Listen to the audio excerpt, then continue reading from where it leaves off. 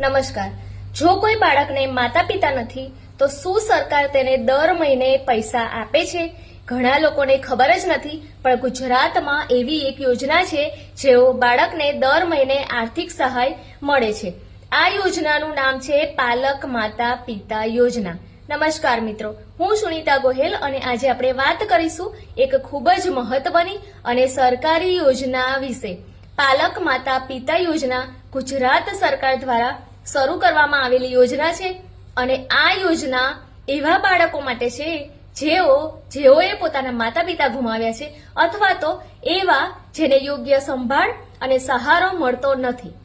આ યોજનાનો મુખ્ય ઉદ્દેશ એ છે કે આવા બાળકોનું ભવિષ્ય સુરક્ષિત બને અને તેઓ પોતાનો અભ્યાસ ચાલુ રાખી શકે।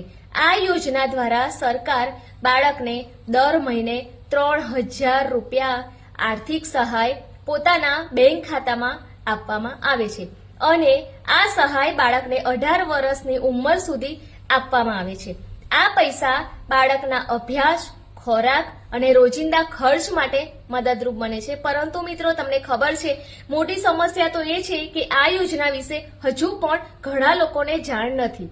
ઘણા એવા બાળકો છે જેને આ સહાય મળવી જોઈએ પણ માહિતીના અભાવે તેઓ વંચિત રહી જાય છે।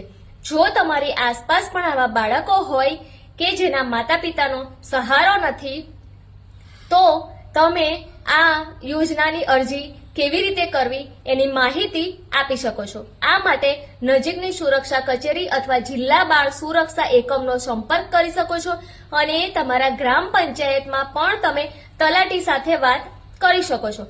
અરજી કરવા માટે જરૂરી ડોક્યુમેન્ટ્સ: માતા પિતા હયાત નથી એનો મરણનો દાખલો જોઈએ। એક નાની માહિતી કોઈ બાળકનું આખું ભવિષ્ય બદલી શકે છે।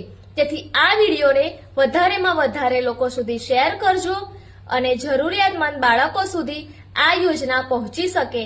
સરકારનો ઉદ્દેશ એવો છે કે આવા બાળકના માતા પિતા નથી અને એ પોતાના દાદા દાદી કે કાકા ઘરના કોઈ સાથે રહે છે ને આર્થિક બોજ ન પડે અને બાળકને સાચવવા માટે આ સરકારની સહાયમાંથી તેમને જીવન ધોરણ ચાલે। વિડીયો શેર કરજો। ધન્યવાદ।